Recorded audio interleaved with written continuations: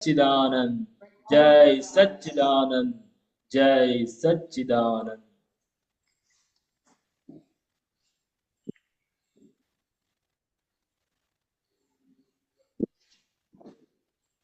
જય સચ્ચિદાનંદ. જય સચ્ચિદાનંદ.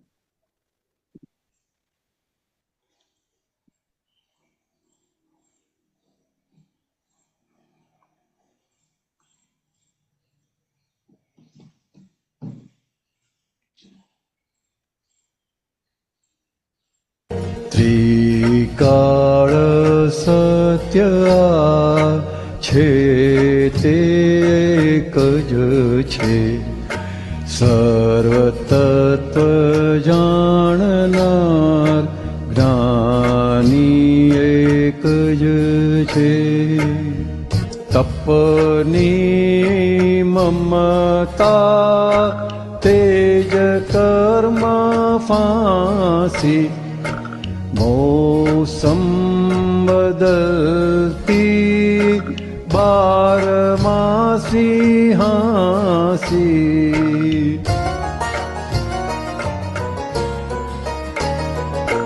મિથ્યા કદા મતા દુરા, મોહ સત્યા દુરાગ્રહ, પ્રત્યાઅતિ આગ્રહ, નિવારણ નિરાગ્રહ.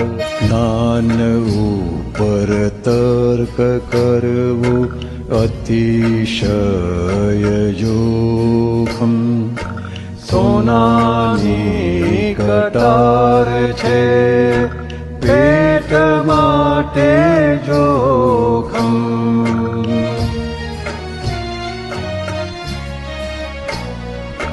બુદ્ધિનો વિષય નથી અબુધ મોઘમ, કમાણી ગણાય નહીં ભેલાડે તે ધરકમ. ધર્મ જ્યારે ધર્મ રૂપે પરિણમશે વર્તશે, જગત ભરની અગ્નિયા ભારતીય ઠારશે.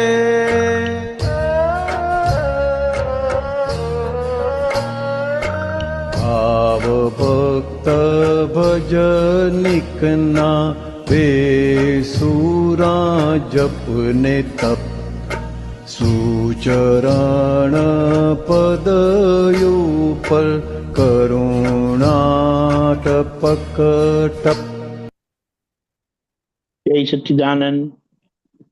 દાદા ભગવાન એવા જ્ઞાની પુરુષ પ્રકટ થયા અને હજારો દીવડા પ્રગટાવીને ગયા. એ હજારો દીવડા સક્ષમ છે કરોડો દીવડાને પ્રગટ કરવા માટે.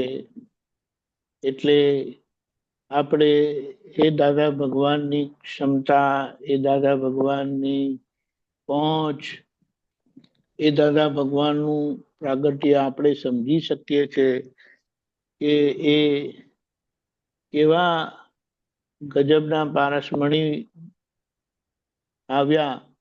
એ એમણે હજારો પારસમણી બનાવ્યા. એ હજારો પારસમણી થકી પારસમણી જ પ્રગટ થયા. એટલે આપણે શું કહીએ, એ પારસમણી કે જેવો આપણે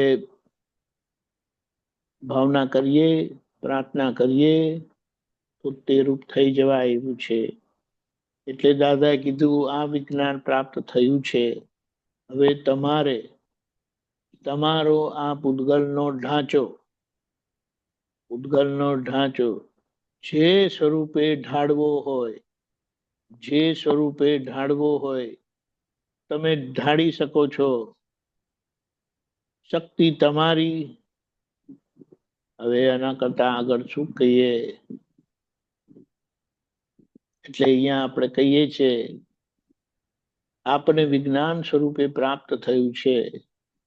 અને એ વિજ્ઞાન સ્વરૂપ જે આપણને આજ્ઞા મળી છે ધર્મ સ્વરૂપે, વિજ્ઞાન સ્વરૂપે રહીને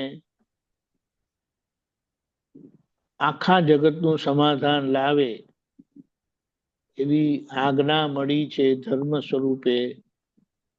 એટલે કીધું ધર્મ જ્યારે ધર્મ સ્વરૂપે પરિણમશે, વર્તશે, એટલે દાદાની આજ્ઞા, દાદાની સમજણે જેમ છે તેમ પડાશે, જેમ છે તેમ. ત્યારે જગતભરની અગ્નિ આ એટલે કર્મની જે અગ્નિ છે, ભોગવટો છે, આ એટલે આ પ્રગટ દાદા જે છે તે એ ભારતીય, કારણ કે એ મહાત્મા ઠાર છે. હવે આપણે કહીએ કે દાદા ભગવાન આટલું મોટું કામ કરીને ગયા છે ને આપણા માટે આ કામ રાખીને ગયા છે, તો આપણે કરવું જોઈએ કે નહીં એ વિચાર માંગી લે છે. પણ મુદ્દો આપણે સમજી લઈએ કે હવે આજ્ઞાને આપણે જેમ છે તેમ પાડવી છે. એ માટે પણ દાદાની શક્તિ, સમજણ, પ્રાર્થના આપણે કરીએ કે જેથી કરીને એમના આશય પ્રમાણે આજ્ઞા આપણે પાડીએ કે જેના પરિણામે કે દાદા, અંદરના દાદા જે પ્રગટ કરી આપ્યા છે તે એ બહારના આપણા પૂતગલના નિમિત્તે લોકોને ઠારશે, લોકોનું કલ્યાણ થશે. પછી શું કીધું? જબરજસ્ત કીધું છે કે આ મહાત્માની ભાવ ભક્તિ ભજનિકા એટલે એ જે ભક્તિ કરે છે તે ચાહે ગમે તેવી બેસુરા હશે, એમાં સૂર નહીં હોય, એ શક્ય છે.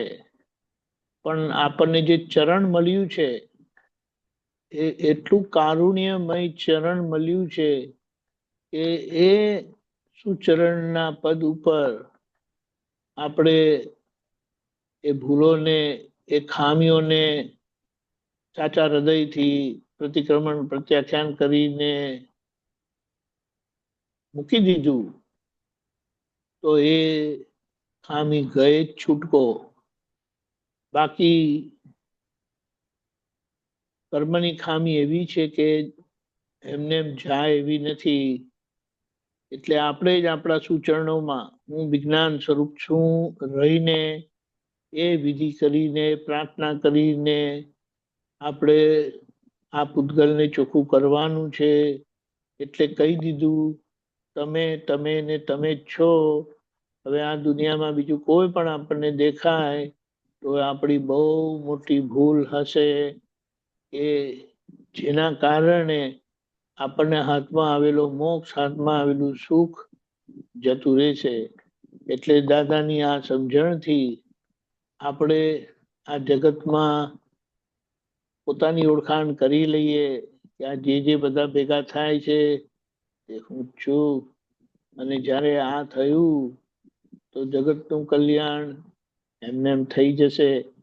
કારણ કે અભેદ દ્રષ્ટિને લઘુત્તમ ભાવ, આ બે વસ્તુ જે છે દાદાના અક્રમ વિજ્ઞાનના સિદ્ધાંતની ભૂમિકા, ફાઉન્ડેશન, આધાર સ્તંભ કહીએ, આ જો આ બે સ્તંભ સચવાઈ ગયા તો કલ્યાણ સહેજે થઈ જશે.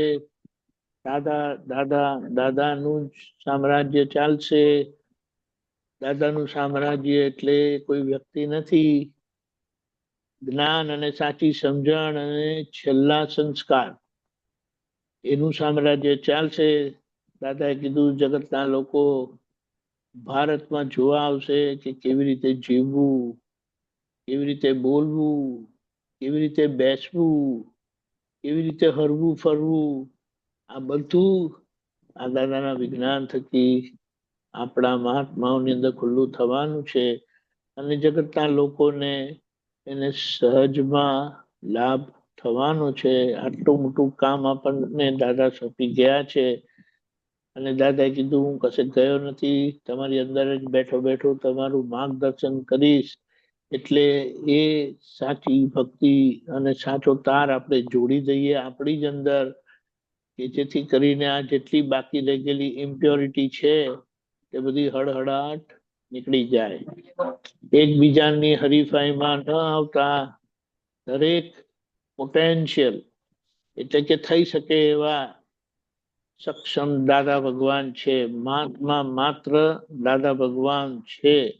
એટલે આપણે કોઈ વિકલ્પ કરવાની જરૂરત નથી, આ મોટા કે તે મોટા. પણ વિનય ધર્મ આપણને શીખવાડે છે કે આપણા કરતા જે કોઈ પહેલા આ પ્રાપ્તિ કરી હોય તે આપણા માટે વડીલ કહેવાય, ગુરુ કહેવાય, અને આપણે એમની જોડે શિષ્ય ભાવે વિનયથી રહેવું એ આપણો ધર્મ થઈ જાય. એટલે આ પરમ વિનયનો માર્ગ દાદાએ આપણને આપ્યો છે, જે આપણને અભેદ બનાવે. જય સચ્ચિદાનંદ. સ્વામી, કાલથી દિવાળી શરૂ થાય છે, 11સ.